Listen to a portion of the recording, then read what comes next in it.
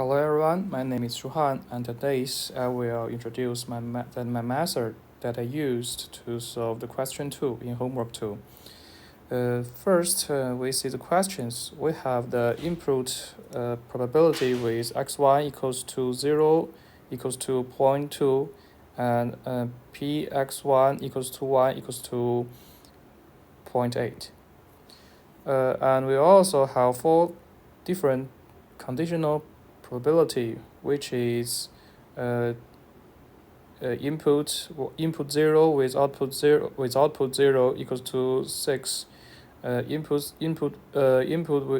0 with output 1 equals to 0.4, and input with 1 with output 0 with 0.6, and output 1 under the condition of input is 1 equals to 0.7. First, we need to find the probability of x2 equals to 1. We can just simply use conditional probability with output 1 with the condition of input 1 times the probability of input 1 plus the probability of output is 1 and the condition of input is 0 times the probability of input is 0. So we can get the value of px2 equals to 1 equals to 0.64. We can think this question in another way. Like we can just simplify these questions like one-dimensional input and one-dimensional output questions with the transfer functions like this matrix. So we can get the same result of px2 equals to 1 and px2 equals to 1 and px2 equals to 0. And question 2 is to find the probability of x3 equals to 1. And we also solve these questions in 2 methods. First is you just use the conditional probability, because we solve the probability of x2 in the question A, so we can apply these values in the same functions, which is to solve the probability of x3 equals to 1. These questions can also be simplified as two one-dimensional input-output system connected together in series. So the new transfer functions of these new systems is the products of the 2 systems. Because the two systems have the same transfer functions, so we just so the new transfer functions is the old transfer functions square, and we can also get the same result by this method. Just use the transfer functions method. With the probability x3 equals to 1 is 0.592. So in question 3, we need to find the conditional probability, which is x1 equals to 0 and the condition of x3 equals to 1. So we can do some modification of this conditional probability, because we usually have the probability of x3 equals to 1 under the condition of input x1 equal to 0 times the probability of x1 equal to 0. So we can do a transformation of this conditional probability. Now we have the probability of x1 equals 0 and x3 equals to 1. So what we need is to find the conditional probability of this. So we can focus on the matrix square, this part. This part is the new transfer functions of the system, and we can calculate these transfer functions. So what does this means? If we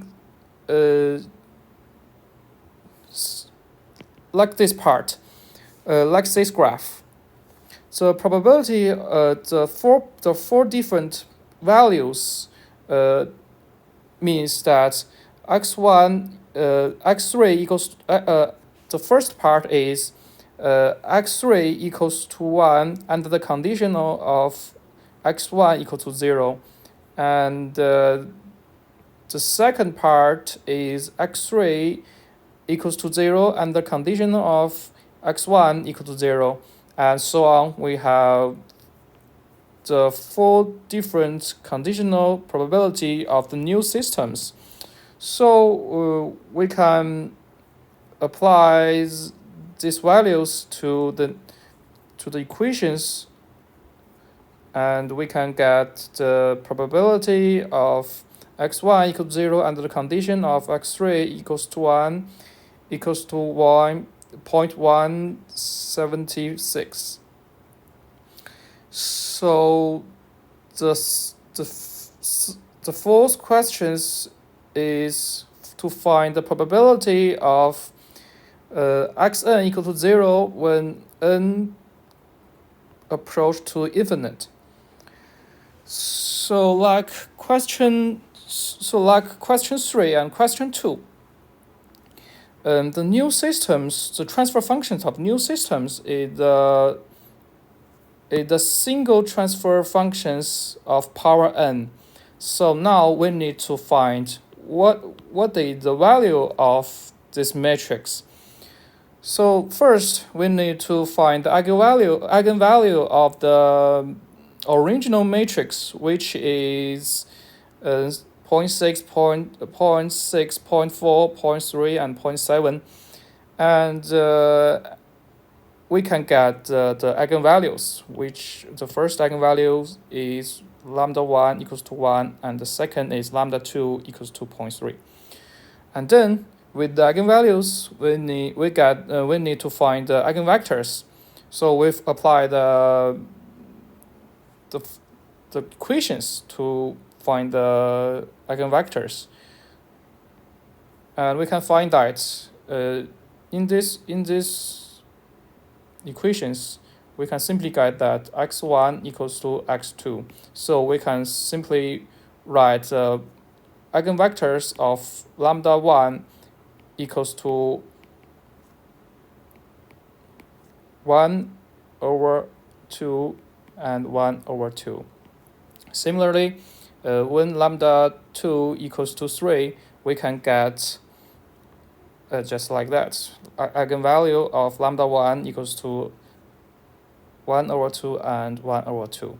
When lambda 2 equal to 3, follow the same method, we can get the eigenvalue of v2 equals to 4 over 7 and minus 3 over 7.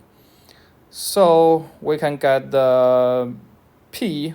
P is the factors, is the matrix that to make the matrix A to a diagonal matrix. So we can write the matrix A in this format, like p to the power of minus 1, big lambda, and p plus p.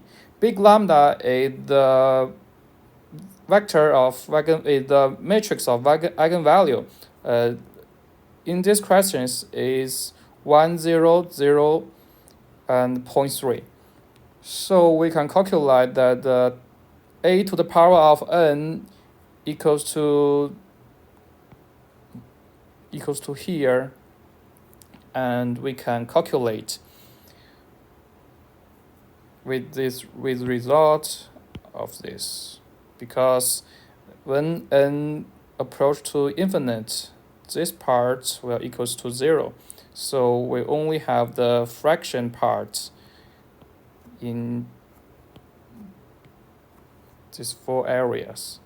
So we can get the results with the probability of xn equal to 0 when n approach to infinite is 3/7. Thank you.